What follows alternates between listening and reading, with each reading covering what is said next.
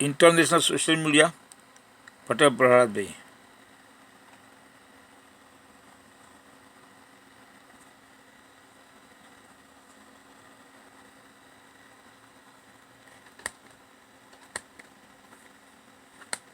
જગદીશભાઈ, વહેલી સવારથી જ્યારે આ બનાવ બન્યો ત્યારથી અમે સૌ કોઈ ગળા ફાડી રહ્યા છે. આપ પણ અલગ અલગ માધ્યમમાં બોલી રહ્યા છો. આપ કલમની મદદથી પણ બધું લખો છો. બધા જાણે છે કે શું થઈ રહ્યું છે, ક્યાં કેવો ભ્રષ્ટાચાર થઈ રહ્યો છે, અને એની જે ગતિ છે એ સતત વધી રહી છે ભ્રષ્ટાચારની. અમારી અંદર જેટલો આક્રોશ છે એટલો આક્રોશ આપની અંદર પણ હશે જ, પરંતુ એનો જવાબ શું? આ ભ્રષ્ટાચારનું મૂળ આપણે કેવી રીતે કાપવું, એને કેવી રીતે એનો સફાયો કરવો છે? કોઈ આપની પાસે એની વિગત, એનો જવાબ?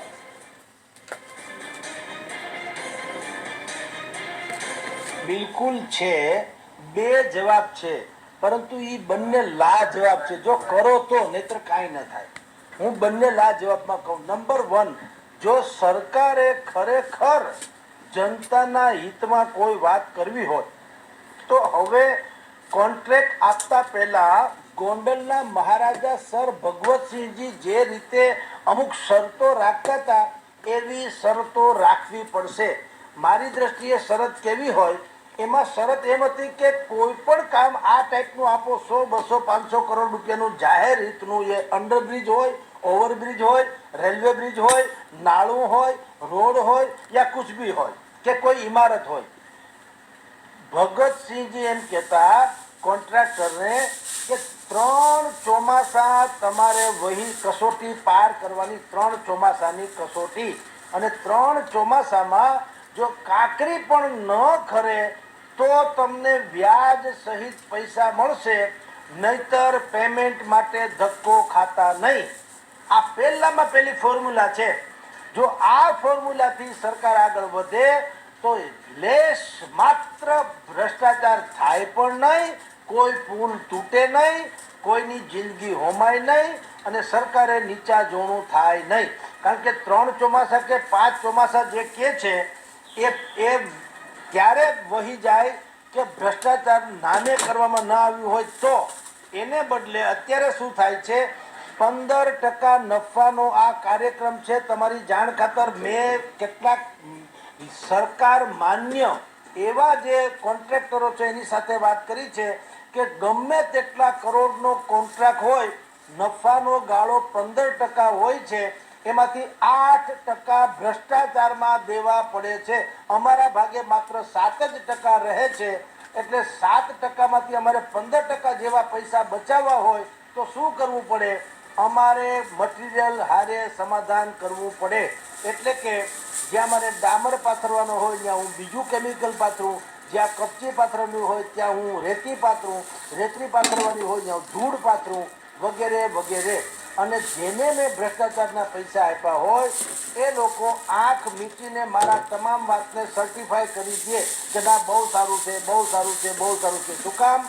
એની પાછી એક મિકેનિઝમ છે કે જે અધિકારી, માર્ગ અને મકાન ખાતાનો જે અધિકારી આ સહી કરે પૈસા ખાઈને, એ એમ વિચારે છે કે મારે હવે આમાં નોકરી 10-15 વર્ષની જ કરવાની છે. જ્યારે કે આ સ્ટ્રક્ચર જેમાં હું પૈસા ખાઈને સહી કરી દઉં છું એ ટેન્ડર નીકળ્યું ત્યારથી માંડીને સ્ટ્રક્ચરની અવધિ 100 વર્ષની છે. જેમ કે આ ગંભીરા બ્રિજ જે છે 100 વર્ષ માટે બાંધવામાં આવ્યો હતો અને 45 વર્ષે ખગડી ગયો. તો જે લોકોએ સહી કરે એ સહી કરતી વખતે શું માને છે કે મારે તો 10 વર્ષમાં રિટાયર્ડ થઈ જવાનું છે, પછી આવનારા માણસ ઈ જાણે ને એનું કામ જાણે, આપણે અત્યારે પૈસા બનાવી લ્યો. એટલે એ નબળી ગુણવત્તાના મટીરિયલમાં સારામાં સારી છે માનીને સહી કરી દે. આ બધાનો ખામિયાજો ભોગવે મારા તમારા જેવા અથવા તો ગુજરાતના નિર્દોષ નાગરિકો.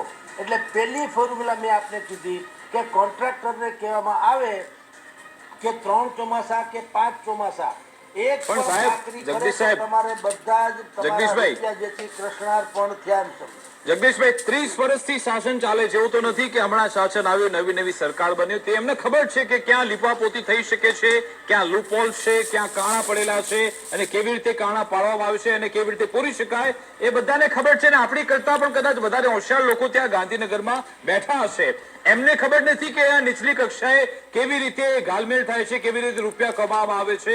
એ બૂચ કેમ નથી મારવામાં આવતો, અથવા તો જાણી જોઈને એ જગ્યા ખાલી રાખવામાં આવે છે કે ભાઈ તું પણ કર અને ગાંધીનગર પણ થોડું મોકલાવ. આ ચાલી રહ્યું છે, એ તો ખબર જ છે કદાચ બધાને. Do you have a life insurance policy you no longer...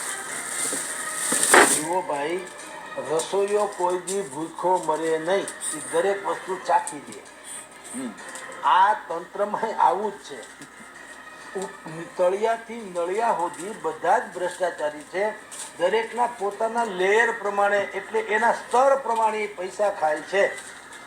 એટલે તમને ને મને ખબર છે ને સરકારને નથી, એવી વાત નથી. એટલે તો મેં વાત કરી કે જો સરકારે આવી બધી દુર્ઘટનાઓને બૂચ મારવું હોય, જનતાને નહીં, અત્યારે જનતાને બૂચ મારે છે. એકચ્યુઅલી પુલને બૂચ મારવું હોય, હોનારતને બૂચ મારવું હોય, ડિઝાસ્ટરને બૂચ મારવું હોય, તો એને પેલી ફોર્મ્યુલા અપનાવવી પડે કે કોન્ટ્રાક્ટરને કહેવું પડે કે 3 કે 5 જેવી ઇમારત ને જેવી વાત, આટલા વર્ષ પછી તમને 1 રૂપિયો મળશે, ત્યાં સુધી નહીં મળે. અને એમાંય જો આમાં કંઈક ભાંગફોડ થાય તો તમારે પેમેન્ટ માટે આવવું, ધક્કો ખાવો નહીં. આમ કરો તો પહેલામાં પહેલી વાત બધી વ્યવસ્થા થઈ જાય. વાત નંબર 2, બે ઘડી માની લો કે સરકાર સ્વાભાવિક જ છે, આપણે કહીએ છીએ એવું સરકારમાં કઈ એવી વિચારણા થાય નહીં ને એવું કરે નહીં. એ એમ કે આ તો બધી રામ રાજ્ય વખતની વાતો છે. તો શું થઈ શકે એમ કહું છું. પાર્ટ નંબર 2, જુઓ, આપણા ઘરમાં નાના બાળક હોય, 2-2.5 વર્ષનું તોફાની હોય, આપણે એને થોડ થપાટ કરીએ ખાલી, તો તમે જોજો એ રીસાઈ જશે અને એક ખૂણામાં બેસી જશે. શું કામ? એને એ ખબર છે કે હું આ અંકલને પહોંચી શકું તેમ નથી, પણ રીસાવાનો મારો અધિકાર ખરો. એટલે એ બાળક છે ને ના સમજ અવસ્થામાં પણ એક ખૂણામાં રીસાઈને બેસી જશે અને આપણે એને પટાવવો પડે. પછી એમ જનતા શું કરી શકે એ તમને કહું. માની લો કે આ બધું તંત્ર ઉપરથી નીચે સુધી ભ્રષ્ટાચારી જ છે, માની લ્યો 2 ઘડી, અને એને સુધરવું નથી એવું એને નક્કી કરી લીધો, એ પણ માની લ્યો, તો જનતા રીસાય તો શકે. એના કાર્યક્રમમાં જાઓ છો શું કામ? કાગડા ન ઉડવા જોઈએ. પણ આપણે ત્યાં શું થાય છે, આ તમે જોજો, આજે કાર્યક્રમમાં આપણે બધી વાતચીત થાય છે વિકાસભાઈ, હમણાં 2 દિવસ તમે જવા દો, 3જા દિવસે વળી કોઈ એક શહેરના કે ટાઉન, તાલુકા કે જિલ્લા કક્ષાના શહેરમાં વળી ડોમ નખાઈ જશે, વળી સોફા ગોઠવાઈ જશે, વળી બ્રિસ્લેરી પાણી આવી જશે, વળી કાજુ બદામ ગોઠવાઈ જશે, વળી મેલેશિયાથી માંડીને દુનિયાભરના ફૂલ આવી જશે, આખો ઓલા બોલવા ભાષણ કરતા હોય એના ડેશ ઉપરના, અને વળી બધા તાળીઓના ગગડાથી બધાને વધાવી લેશે. એટલે આ 2 ખામી છે. એટલે કઈ એવી બાબત છે કે જનતા કઈ એવી બાબત છે કે જનતા બધું ભૂલી જાય છે. તમે સારી વાત કરી. મને યાદ આવે છે મોરબી જયારે 135 લોકોના મોત થયા અને પછી એ ચૂંટણીનો સમયગાળો હતો અને ત્યાંથી પછી ભાજપના ચિહ્ન પર ધારાસભ્ય ચૂંટાઈને આવે છે. એ આખો જોરદાર કરુણાંતિકા થઈ. તો પણ પછી હમણાં જે પ્લેન ક્રેશનો બનાવ બન્યો, ચારે બાજુ શોકનો માહોલ હતો, લોકો એક સ્તબ્ધ થઈ ગયા હતા કે આખરે શું થયું. બધા સરકારી કાર્યક્રમ રદ હતા, છતાં પણ ઘણા બધા એવા નેતાઓના વિડીયો આવ્યા હતા કે જેમણે પોતાના કાર્યક્રમ ચાલુ રાખ્યા હતા. એટલે આ લોકોને કઈ પડી જ નથી અને એમાં પાછી જનતા પણ એમને સાથ આપતી જ હોય છે. એ શું કારણે થાય છે એવું? એટલા માટે કે બધું કમિટેડ છે. તમે જુઓ, તમારી પાસે ફિક્સ ડિપોઝિટમાં પૈસા હોય ને તમારે આખી જિંદગી ચાલે એટલા પૈસાની વ્યવસ્થા હોય કે દર મહિને તમને અમુક રકમ મળી જ જવાની છે, તો તમે શું કામ મોંઘવારીની ચિંતા કરો? મને કયો. કોઈ ડબ્બા ખખડાવવા નીકળે તમે ભેગા જોઈન્ટ નહીં થાવ, કારણ કે તમારી પાસે તમારી વ્યવસ્થા છે. એમ સરકાર પાસે એક કમિટેડ વોટર્સની બેંક છે. 6.5 કરોડની જનતામાંથી 2.5-3 કરોડ લોકો ભારતીય જનતા પાર્ટી સાથે સદસ્યતા અભિયાનના નામે સીધી યા આડકતરી રીતે જોડાયેલા છે. હવે દુનિયાની કોઈ પણ ચૂંટણી આવે, આ 2.5 કરોડ લોકો જે સીધી રીતે ભારતીય જનતા પાર્ટી સાથે જોડાયેલા છે, એ તો ફિક્સ ડિપોઝિટ જેવું જ છે. એક રેસ્ટોરન્ટ હોય રોડની સામે કાંઠે 100 રૂપિયામાં, મારા ખીચામાં 100 રૂપિયા હોય, સામે 50 રૂપિયા જમાડતું હોય કોઈ પણ માણસ, મને તમે કહો દુનિયાની કઈ તાકાત રોકી શકે મને જમતા, સિવાય કે વીજળી પડે કે વાહન મને અડફેટે ચડાવે. બાકી તમે હાય હાય કરો, જગદીશ મહેતા હાય હાય હાય હાય, તો હાય હાય કરવાનું કાંઈ ના આવે. હોટલ વાળાને તો 50 રૂપિયા આપો એટલે જમાડી દે, અને મારી પાસે 100 રૂપિયા છે.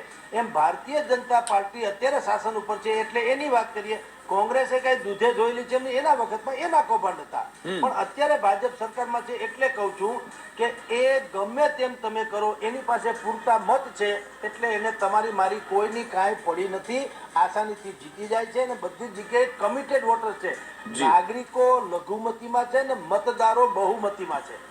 નાગરિકો ને મતદારો બે અલગ અલગ વાત કરું છું. મતદારો જે છે કમિટેડ છે, એને કાળો ચોર હોય તો એને દેવો, એટલે આપણે બધાએ નાગરિક બનવું પડશે એ તમે સ્પષ્ટ કહેવા માંગો છો. મતદારો નહીં, તમે નાગરિકો બનો. બિલકુલ સર, બિલકુલ સર, બિલકુલ સર. જી વિકાસજી. જગદીશભાઈ, આમાં સૌથી મોટો પડકાર એ લાલ ફિતાશાહીનો છે, અધિકારીઓનો છે. અધિકારીઓ એવા પાઠ ભણાવી દે છે, આપણા મંત્રીઓ પણ એવા છે, એમને ખબર નથી પડતી કે સાહેબ આ તો આપણે કામ કરવું જ પડશે, એમ કરીને કામ કઢાવી લેવામાં આવે છે. આપણી જોડે હવે ભણેલા ગણેલા વ્યવસ્થિત મંત્રીઓની પણ જરૂરિયાત છે, આપ માનશો? કારણ કે અધિકારીઓને એવું રાજ ચાલે છે, એવી ગોટી એવી આપી દે છે કે પછી આવા બનાવ બનતા હોય છે. આ કિસ્સામાં તમે જોયું કે 2022 થી ચાલતું આવે છે. એ એક જાગૃત નાગરિક છે, એમણે કહ્યું હતું કે સાહેબ આ બ્રિજનું રિપેરિંગ કામ કરવું જરૂરી છે. એ અધિકારી પોતે બોલે છે કે આમાં એ જરૂરિયાત છે, નહીં તો પછી મોટી દુર્ઘટના થશે. પરંતુ ગાંધીનગરથી ડિઝાઇનર આવવાના બાકી છે, પછી આપણે કંઈક કરીશું. 3 વર્ષ વીતી ગયા એ બ્રિજના સમારકામ માટે. એટલે આ ક્યાં આ બધું કામ ફસાઈ જાય છે ખબર નથી પડતી. તમે જે જાગૃત નાગરિકની વાત કરી છે એનું એક નામ છે લખન દરબાર અને બીજું નામ છે સ્નેહલ પટેલ. આ બંનેએ પોતપોતાની રીતે વિડીયો ઉતારીને તંત્રને કીધું હતું કે આ પુલ જે છે હેવી વિકલ્પ માટે થઈને, પરિવહન માટે થઈને સલામત નથી, તમે કંઈક આમાં કરો. 2021માં કોંગ્રેસે કીધું કે આ પુલ જે છે એ ધ્રુજે છે, મોટા વ્હીકલ આવે ત્યારે ધ્રુજે છે, માટે તમે એમાં કંઈક સારવાર કરો. 2000 કોંગ્રેસનું કે એટલે ભારતીય જનતા પાર્ટી માનવાનો પ્રશ્ન જ નથી. આપણે તો હરીફ પક્ષ ક્યાં માનીએ છીએ, આપણે તો શત્રુ પક્ષ માનીએ છીએ ને, વિરોધ પક્ષને. અન્યથા કોંગ્રેસે જયારે આવી વાત કરી હોય તો ભારતીય જનતા પાર્ટીએ શું કરવાની જરૂર હતી? એને સ્થળ વિઝિટ કરવાની જરૂર હતી, સેફટી ઓર્ડર્સ બધી કાઢવાની જરૂર હતી, અને મેન્ટેનન્સ થયું છે કે કેમ એના રિપોર્ટ્સ મગાવવાની જરૂર હતી, કોણ કોણ અધિકારીએ શું શું પ્રકારની વ્યવસ્થા કરી છે એ જોવાની જરૂર હતી. અને એમાં પણ કોંગ્રેસને સાથે રાખીને, જેથી કરીને ભલે વિપક્ષ છે પણ દુશ્મન તો નથી, તો કમસે કમ એને સાથે રાખીને કે ભાઈ સારું થયું તમે અમારું ધ્યાન દોર્યું, અમે આ બધી જ અધિકારીઓની ટીમ સાથે તમને પણ સાથે લઈ જઈએ, અને જો એમ લાગે કે રિપેરિંગ કરવા જેવું છે તો 100% રિપેરિંગ કરીશું, પણ તમે અમને આ ધ્યાન દોર્યું બદલ તમારો આભાર, એવું કીધું હોત તો અનેક ગણું સારું થયું હોત. પરંતુ કોંગ્રેસે 2021માં જે વાત કરી એને કચરા ટોપલીમાં નાખી દીધી. પછી શું થયું? 2022માં સ્ટ્રક્ચરલ રિપોર્ટ તૈયાર થયો સરકાર તરફથી, સરકારની એજન્સી તરફથી. સ્ટ્રક્ચરલ રિપોર્ટ એટલે કે માળખાકીય વિગતવાર વાત. હવે એ થયું, એમાં આવ્યો નેગેટિવ કે આ વાત સાચી છે, આવું કાંઈ છે નહીં, આ પુલ તો ડખે ચડે એમ છે, માટે તમે પુલનું રિપેરિંગ કરો, એવી નેગેટિવ રિપોર્ટ આવ્યો. સરકાર તો પણ ખામોશ રહી. ઉલટાનું શું કર્યું? કોંગ્રેસ આપણી ઉપર સવાયું આમ સવાર ન થઈ જાય એટલે એણે માર્ગ મકાન વિભાગના કાર્યપાલક ઇજનેર મિસ્ટર N.M. નાયકાવાલા એને કીધું તમે તપાસ કરો એટલે વાત પૂરી થાય. 2022ના ઓગસ્ટ મહિનામાં નાયકાવાલા સાહેબે સ્થળ વિઝિટ કરી અને રિપોર્ટ આપ્યો. શું આપ્યો?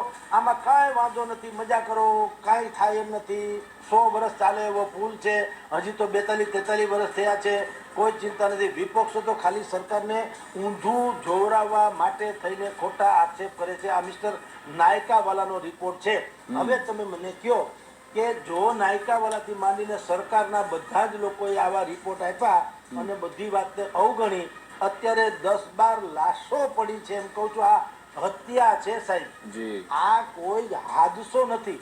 It's a એટલે criminal આમાં સાહેબ offense. આ કોંગ્રેસ અને એ જે છે ને એ છે. સામાજિક જે અગ્રણી છે એમણે તો વિસલ બ્લોઅરની ભૂમિકા ભજવી, પરંતુ આપણે અને સરકારે એમને એ રીતે જોયું નહીં. અને આ મને લાગે છે કે મુખ્યમંત્રી સ્તરેથી આ બદલાવ આવવો જરૂરી છે કે ભાઈ વિપક્ષ તમને કોઈ સૂચન કરે છે, ટકોર કરે છે, તો એને તમે સકારાત્મકતાથી લો, પોઝિટિવલી લો, તો પછી આપણે એનું એ સોલ્યુશન આવી શકે નહીં કે ફક્ત રાજનીતિ થઈ રહી છે. અને આપણા મીડિયા પણ એમાં આવી જાય છે કે જ્યારે પણ કોંગ્રેસ કોઈ સવાલ ઉઠાવે તો પછી એવું કહેવામાં આવે રાજકારણ ગરમાયું, આક્ષેપ પ્રત્યે આક્ષેપ થયો, મૂળ મુદ્દો સાઈડમાં રહી જાય છે અને પછી એ વિશે ચર્ચા થતી નથી. એ પણ એક મુખ્ય મુદ્દો છે.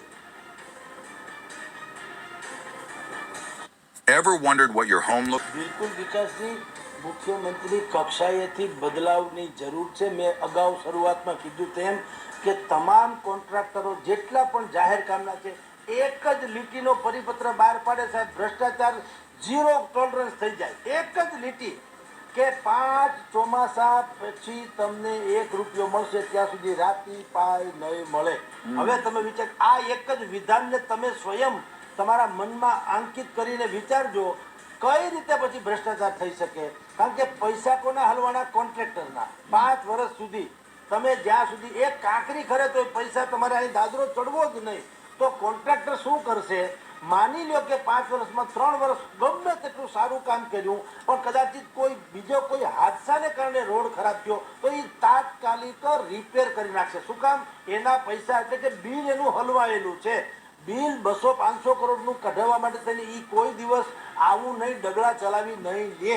અને કોઈ પણ અધિકારી પૈસા માગે કે ભાઈ તમે મને આમાં પૈસા આપો કટકીના, તો એ કહેશે કે આ મારી જવાબદારી છે, તમે કહેતા હો, તમે જવાબદારી લેતા હો તો હું તમને પૈસા આપું. બોલો, લખી આપો છો? એટલે આ એક લીટીમાં જો મુખ્યમંત્રી કક્ષાએથી બદલાવ આવે કે ભાઈ કોઈ પણ એક અવધિ નક્કી કરવામાં આવે કે આટલી અવધિ સુધીમાં કશું થવું જોઈએ નહીં. જેમ કે આ જે ગંભીરા પુલ છે 100 વર્ષ માટે થઈને જેને પણ કોન્ટ્રાક્ટ આપવામાં આવ્યો 45 વર્ષમાં તો ખખડી ગયો. શું કામ? પેમેન્ટ ચૂકવાઈ ગયું. હવે તમે જાણો, તમારું કામ જાણે. હવે તમે કંપનીને વધીને બ્લેક લિસ્ટ કરો, એ કોઈ સજા નથી. જે સસ્પેન્ડ કરવામાં આવે છે એ પણ સજા નથી. સસ્પેન્ડ તો ખરા અર્થમાં સાહેબ એના માટે એમાં પણ બધા નાટક થતા હોય છે કે ભાઈ આને ફલાણાને સસ્પેન્ડ. અમદાવાદનો તમારો બ્રિજ છે અટકેશ્વર બ્રિજ, એ 5 વર્ષથી હમણાં પડ્યો છે. 42 કરોડના ખર્ચે બનાવવામાં આવ્યો તો અત્યારે એનું કોઈ રખરખાવ કોઈ કરતો નથી. બીજી સમસ્યા અલગ છે, ટ્રાફિક જામ નિયમ. એ બ્રિજ હમણાં પડ્યો છે અને ફરી જયારે હવે આ એસ્ટિમેટ આવ્યું છે કે 100 કરોડમાં એ બ્રિજ તૈયાર થશે, આવી સ્થિતિ છે. તમે જે કહ્યું કે મુખ્યમંત્રી સ્તરેથી બદલાવ આવવો જોઈએ, એટલે કે નવી એસઓપી, નવો કદાચ કાયદો પણ બની શકે, પરંતુ એમાં પડકાર સાહેબ એ છે કે આ જે કોન્ટ્રાક્ટરો હોય છે એમાં મોટા ભાગે રાજકીય પક્ષોના જે એમના સમર્થકો અથવા તો એમનો પોતાનો કોઈ ભાગ અથવા તો એમના સંબંધી હોય એ લોકો જ બધા કોન્ટ્રાક્ટ ચલાવતા હોય છે. તમને ખબર છે કે ગુજરાતમાં મોટા ઇન્ફ્રાસ્ટ્રક્ચર તૈયાર થાય છે, એમાં પાછલા બારણે એ મુખ્ય બાગડોર કોના હાથમાં? રાજકીય નેતાના હાથમાં જ હોય છે. એ સત્તા પક્ષ પણ આવી ગયું અને વિપક્ષના નેતા પણ આવી ગયા. તો પછી એ બદલાવ કેવી રીતે આ લોકો આવવા દેશે ખરા? હું બદલાવ જો વિકાસભાઈ, તમે જ્યારે જવાબદારી ફિક્સ કરો ત્યારે અચૂક બદલાવ આવશે. પણ જવાબદારી ડ્રાઈવરને તમારે વાહન હકાવવા માટે થઈને બસ આપો છો, સિટી બસ, ડ્રાઈવરનો પોતાનો જીવે જોખમમાં છે અને ઉતારવાનો તો છે. તમે જુઓ એસટી બસમાં ભાગ્યે જ અકસ્માત થશે, બાકી બધામાં થતો હશે. શું કામ? ઓલામાં જવાબદારી ફિક્સ છે, સરકારી કર્મચારી છે એ આડા અવલો થઈ શકે નહીં. આમાં તો ગમે તે ચાલે. ખાનગીમાં તો કે છગનભાઈ હતા, મગનભાઈ હતા, જોલું આવી ગયું, ફલાણું થઈ ગયું, એટેક આવી ગયું, ઢીકણું થઈ ગયું, ઓમાં કાંઈ ના ચાલે. તમારી સ્પીડે બાંધેલી છે, તમારી જવાબદારી પણ છે, તમે જવાબદારીમાંથી છટકી પણ ન શકો, વગેરે વગેરે. તો તમે જો આમાં બદલાવ, ભલે નહીં સરકારી બધા જ કોન્ટ્રાક્ટર, હું તો કહું સત્તા પક્ષના લોકો ભલે લઈ લે, આમ ખુલ્લા ભલે લઈ લે, કાંઈ વાંધો નહીં, પણ શરત એક જ છે ને કે તમારે 5 વર્ષ સુધીમાં કાંકરી પણ ખરી તો 1 રૂપિયો દેવાનો થતો નથી.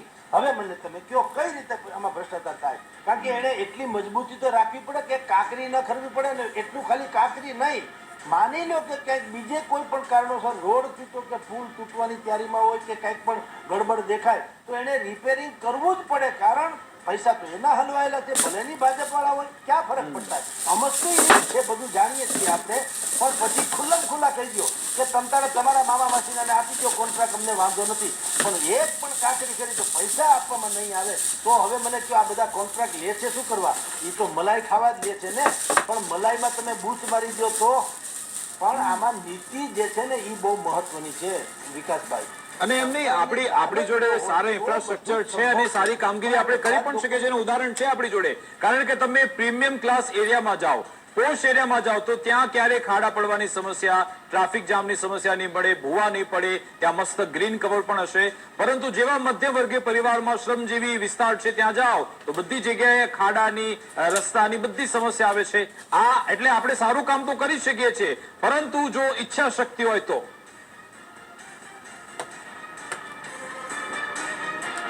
જો વિકાસભાઈ ઈચ્છા શક્તિ નહીં, આ લોકોની દાનત નથી. તમે ક્યારેય કોઈ પણ આપણા 5, 6, 7 મેટ્રોપોલિટન સિટીઝ છે, અમદાવાદ, વડોદરા, સુરત, મુંબઈ, સુરત, રાજકોટ, જામનગર વગેરે વગેરે, એના એરપોર્ટના રોડ કોઈ દી તૂટશે નહીં. બોલો, એનો એ માર્ગ મકાન ખાતું, એનો એ બધી વિગત, એરપોર્ટનો રોડ ક્યારેય તૂટશે નહીં. એ હશે એમને ચાકા જેવો, સમજી લો. મારા ને તમારી સોસાયટીમાં ગાબડા પડશે. એટલે ચોમાસું છે મારી ત્યાં વધારે આવે ને એરપોર્ટમાં ઓછું આવે. એરપોર્ટ થી ચોમાસું કે મેઘરાજા ફાટી પડે કોઈ દી એવું હોય, પણ ત્યાં ઓરિજિનલ મટીરિયલ વાપરવામાં આવે, કારણ કે ત્યાં વીવીઆઈપી લોકોની અવર જવર હોય છે. આ તો મારા તમારા જેવા છે તો ક્યાં ફરક પડતા હે. એટલે વાત છે કે ક્વોલિટી મેન્ટેન ક્યારે થઈ શકે, તમે એને ફિક્સ જવાબદારી સોંપો તો આ 100 વર્ષનો પુલ છે. જો સરકારે એમ કીધું હોત, ભલે કોંગ્રેસના વખતમાં થયો, છોડો ને, હવે તમે નવું ગુજરાત કરીએ તો હવે કાલથી જાયગા નથી, હવાર કાલથી શરૂ કરો કે ભાઈ પુલ તમે કોકને કોન્ટ્રાક્ટ આપો 2000 કરોડ 5000 કરોડ ભલે જે હોય તે કાંઈ વાંધો નહીં, પણ એક શરત છે, પેલા 5 વર્ષ તો કાંઈ એક કાંકરી પણ હલવી ન જોઈએ, તો અમે થોડાક પૈસા રિલીઝ કરીશું, પછી પાછું થોડુંક હાલે તો વધુ થોડાક પૈસા રિલીઝ કરીશું. કારણ કે અમારે મૂળ મજબૂતીની વાત છે. અને બીજું, તમે જે મટીરિયલ વાપરો એમાં બધાના સહી સિક્કા કે આમાં ફલાણો પણ 9 ઇંચનો મારે માની લો કે લોખંડનો સળિયો વાપરવાનો હોય તો એ 9 ઇંચનો છે કે 8 ઇંચનો છે, 11 ઇંચનો છે કે 9 ઇંચનો છે, એ બધું તમે અહીંયા બતાવી સહી સિક્કા લેતા જાઓ અને એ અધિકારીને સહી કરો કે જો આમાં 9 ને બદલે 8 નીકળ્યો તો તમારી નોકરી સસ્પેન્ડ નહીં. સસ્પેન્ડ તમને વિકાસભાઈ પહેલા કીધું તેમ, suspend is equal to the save the man is equal to suspend. એ 6 મહિને પાછો રાતી રાણી જો એ તો એમનો સેફ પેસેજ છે બિલકુલ એ મીડિયા હેડલાઇન બનાવવા માટે. પરંતુ જગદીશભાઈ, આપને અંતિમ સવાલ 30 સેકન્ડમાં જવાબ જોઈશે કે શું આપ લાગે છે કે આજે હુતાત્માઓ છે 10 હુતાત્મા, એમને કોઈ ન્યાય મળશે ખરા? આપને આશા લાગી રહી છે આ તંત્ર તરફથી? નેવર, કદાપી નહીં. માત્ર ને માત્ર 4 લાખ મુખ્યમંત્રી અને 2 લાખ વડાપ્રધાન, આ 6 લાખ રૂપિયા અને આશ્વાસન, ઊંડા આશ્વાસનો, ઊંડો શોકની લાગણી અને એના ત્યાં કારણે છે જે ખરખરા છે તે બી ધોળા જબ્બા પહેરીને પ્રધાનો કે ભાજપવાળા જઈ આવશે અને વાળી તોડી નાખવાની વાત કરશે. લેશ માત્ર આથી વિશેષ કાંઈ નહીં. અને બધા તંત્રના પાછે જયારે આવું થતું હોય કે એને આખી જિંદગીની એને મદદ કરવી જોઈએ તમારે. કારણ કે ઘરનો મોભી છીનવાઈ ગયો એટલે એને આખું ઘર રફે દફે થઈ ગયું હોય તમારા પાસે, તો તમારે એની જિંદગીનો બોજ ઉતારવો પડે. રાજ્ય કોઈ પણ સરકાર હોય, સરકારને બીજા અર્થમાં શું કહેવામાં આવે છે, માય બાપ, जिसका कोई नहीं होता उसका खुदा होता है, એના જેવું. માય બાપ એટલે જેનું કોઈ ન હોય એનું સરકાર રહેવી જોઈએ. તો આ સરકારે જેટલા પરિવારોએ હતાહત આવી બધી હાદસાઓમાં થાય છે એની પૂર્ણ ગેરંટી લેવી જોઈએ, જવાબદારી બધી જ તો થાય, પણ એને ન્યાય કહેવાય. બાકી માથે હાથ ફેરીને ખોટે ખોટે આહુડા પાડી દે ન્યાય નથી. એનું ખાનદાન આખું રેડા કરશે જેને પોતાના ઘરના મોભી ગુમાવ્યા છે એને.